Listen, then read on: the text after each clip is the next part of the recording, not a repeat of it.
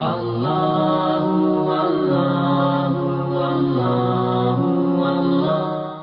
شفاعت فاطمہ زہرا، اس کے بغیر کوئی جنت کا تصور نہیں کر سکتا. اور یہی وجہ ہے کہ اگر کسی نے حق فاطمہ زہرا کو مارا ہے تو اس دنیا میں وہ سوچ لے کہ شفاعت کی منزل کیسے ملے گی. کیونکہ شفاعت وہ ہے کہ جو خدا نے مقام محمود کے طور پر اپنے حبیب کو عطا کی ہے، اور اپنے حبیب نے اپنی بیٹی کو عطا کی ہے. ایک روایت ہے نا کہ پیغمبر جب سیدہ عالمیان عرصہ محشر میں آئیں گی تو پیغمبر پوچھیں گے، فاطمہ زہرا میری امت کی بخشش کے لیے کیا لائی ہو، میری امت کی بخشش کے لیے کیا لائی ہو؟ تو فاطمہ زہرا عباس کے دو کٹے ہو.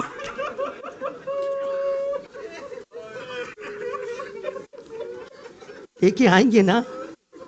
اور یہ تو سب نے لکھا کہ عرصہ محشر میں جو فاطمہ زہرا آئیں گی تو کہا جائے گا اپنی نگاہوں کو جھکا لو، رسول کی بیٹی آ رہی ہے، مگر نہیں ملا. کسی نے کوفے اور شام کے بازار میں کہا ہو رسول کی نواسی آ رہی ہے.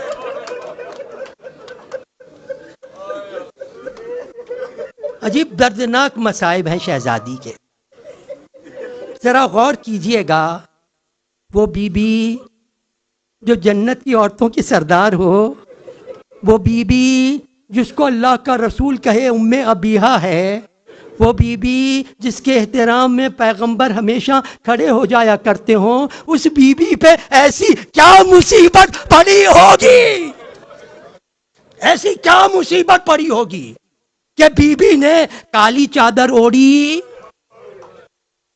قبر رسول پر آئیں، دونوں ہاتھوں کو تعویذ پہ رکھا، السلام علیکہ یا رسول اللہ، بابا میرا سلام. اور اس کے بعد وہ اشعار پڑھے، بابا آپ کے بعد وہ مصیبتیں پڑی اگر روزہ روشن پر پڑ.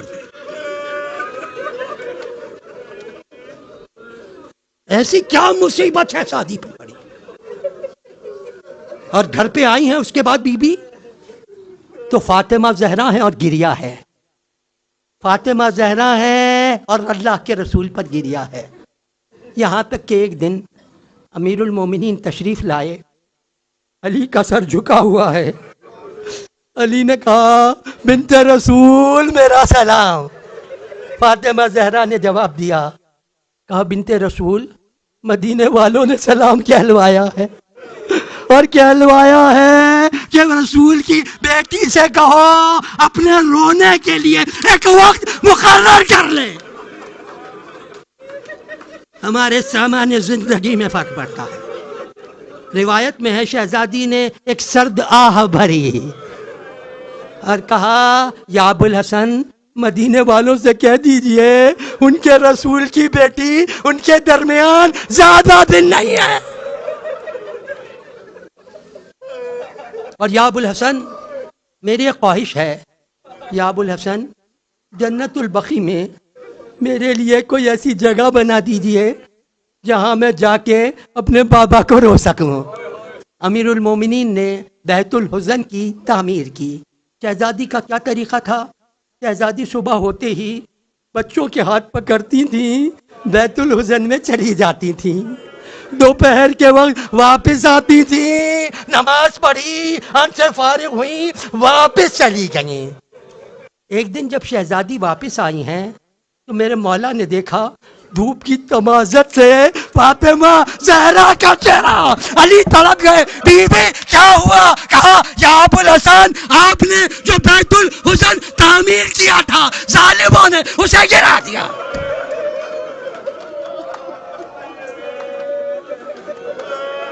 ہائے فاطمہ زہرا، ہائے بی بی. پھر بھی شہزادی جاتی رہیں.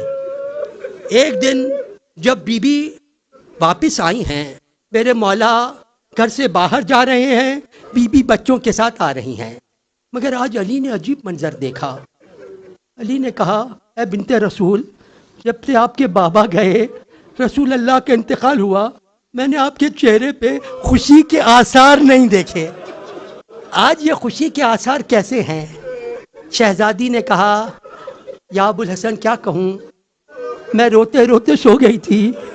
میرے خواب میں میرے بابا آئے، کہنے لگے فاطمہ بہت مصیبتیں اٹھا، میں نے بہت دب کیا، بی بی اب میرے پاس آ جاؤ، میرے پاس آ جاؤ، مجھے یقین ہے میرا وقت نزدیک ہے. یا ابوالحسن میں چاہتی ہوں کہ آپ سے کچھ باتیں کر لوں. یا ابوالحسن ایسا کیجئے کہ بچیوں کو کنیز کے حوالے کر دیجئے، اور بچوں سے کہا جاؤ حسن حسین نانا کی قبر کی زیارت کر کے آؤ. بچیوں کو بھیجا کنیز کے حوالے. شہزادے گئے باب نانا کی قبر پہ. شہزادی نے آ کے بیٹھ گئیں. کہا یا ابوالحسن میرے سامنے آ کے بیٹھ جائیے. میرا مولا فاطمہ زہرا کے سامنے آ کر بیٹھ گیا. کیا یا ابوالحسن میرا وقت نزدیک ہے، میری کچھ وصیتیں ہیں. پہلی وصیت یہ ہے یا ابوالحسن آپ کی خدمت میں مجھ سے اگر کوئی کمی رہ گئی ہو معاف کر دینا. علی ٹھرا گئے نہیں فاطمہ زہرا.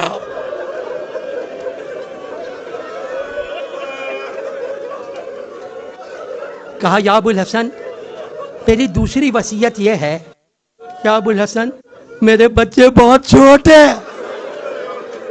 اگر ان سے کوئی خطا ہو جائے تو ڈانٹنا نہیں. کہا تمہارے بچے اہل تفسیر ہیں، خطا کا امکان نہیں ہے. کہا تیسری وصیت یہ ہے یا ابوالحسن میرا جنازہ رات کی تاریکی میں اٹھانا اور میرے دشمنوں کو جنازے میں شرکت کی اجازت نہ دینا. اور چوتھی اور آخری وصیت یہ ہے یا ابوالحسن مجھے دفن کرنے کے بعد بھول نہیں جانا، سلام کرنے کے لیے آتے رہنا. سیدہ کی وصیتیں پوری ہوئی. کہا ہے رسول کی بیٹی علی کی بھی کچھ باتیں ہیں. سب سے پہلے تو یہ علی شرمندہ ہے، جب آپ کو یہاں لایا تھا علی مفلس تھا، دنیا کی کوئی خوشی نہیں ہے. شہزادی نے کہا ابوالحسن کیا کہہ رہے ہیں، میں خوش قسمت ہوں کہ دنیا کے سب سے بلند آدمی. کہا دوسری وصیت میری یہ ہے بی بی جب آپ اپنے بابا کے پاس جائیے گا نا علی کا سلام کہیے گا اور کہیے گا یا رسول اللہ آپ کی امت نے کتنی جلدی آپ کی نصیحتوں کا بھول گئے، علی پر ظلم ہوا. اور تیسری بات یہ کہ بی بی میں سلام کے لیے آتا رہوں گا، مگر جب کبھی سلام کے لیے آؤں نا جواب سلام کان سے سن کے جاؤں، جواب دیجیے گا. ابھی باتیں ہو ہی رہی ہیں کہ ایسے میں کسی کے دروازہ کھٹکھٹانے کی آواز آئی.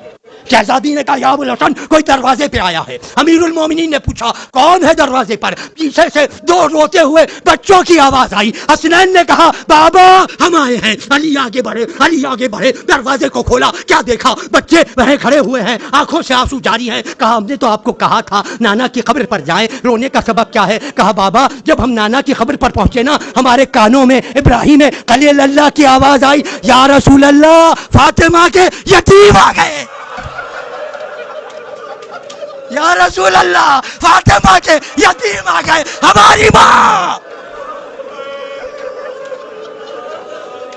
یہی وہ وقت ہے جب امیر المومنین نے باہر گئے ہیں مسجد میں. شہزادی حجرہ عبادت میں آئیں اور کہا کنیز سے جب تک ذکر الہی کی صدا آتی رہے سمجھنا میں زندہ ہوں، جب صدا آنا بند ہو جائے فوری جا کر علی کو بتا دینا.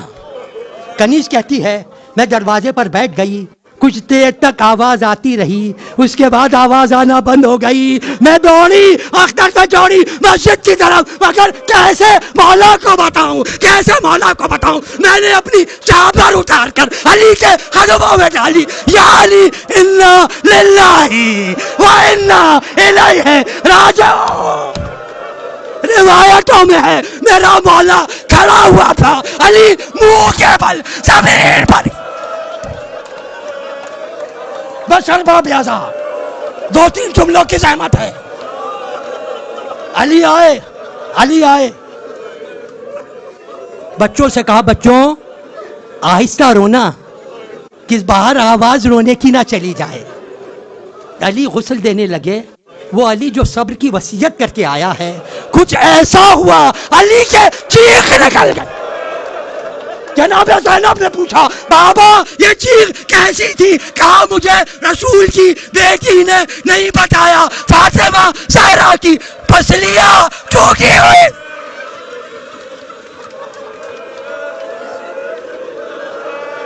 لشکر باب اعضا علی نے غسل دیا, کفن پہنایا. جب شہزادی کا جنازہ تیار ہو گیا, جو طریقہ ہے نا, بچوں سے کہا بچوں ماں کا آخری دیدار کر لو. حسن مجتبی آگے بڑھے, زینب آگے بڑھی, ام کلثوم آگے بڑھی, مگر حسین ابن علی اپنی جگہ کھڑے رہے. علی نے کہا حسین ماں کا دیدار نہیں کرنا. کہا نہیں بابا, جب تک میری ماں خود سے نہیں بلائے گی حسین نہیں آئے گا. بندے کفن ٹوٹے اور نمودار ہوئے حسین بے چشمہ فاطمہ زہرا آئے فاطمہ.